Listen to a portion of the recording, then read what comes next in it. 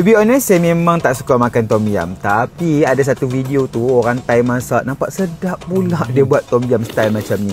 Jadi saya pun ambil inspired daripada video dia. Kita remake balik lah. Tapi tak ingat nak kredit nama dia pun. Okey, jom kita buat. Okey, mula-mula kita pecahkan telur lebih kurang dalam 3 biji macam tu. Lepas tu tambah sedikit air dan kita tambah sos ikan. Kita timbuk-timbuk, masukkan. Dalam video dia tak ada masuk binatang ni, tapi saya buah pilih nak bagi ada rangup-rangup tekstur macam tu. Dan kita masuk dalam mangkuk. Dan kita kukuhlah sampailah dia masak. Lepas tu kita buat pula paste dia. Ambil lah paste tom yum segera tu, tambah susu. Susu ni saya terlebih sikit. Dan masuk lengkuas, serai, sos ikan, perahan limau nipis. Dan kita kacau-kacau. Nampak dia pekat kan? Saya tambah air panas sikit. Lepas tu siaplah kacau gelok semua.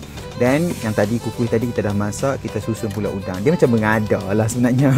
Lepas tu kita tuanglah paste yang kita dah buat tadi tu. Tabuk bawang. Lepas tu buah cabai nak bagi pedas, tabuklah daun limau purut sikit nak bagi wangi. Saya titik-titik jugalah cili oil atas tu. Dan kita kukuh sampailah dia masak. Itu sahaja resepinya. Okey, bye. Tak mau cuba.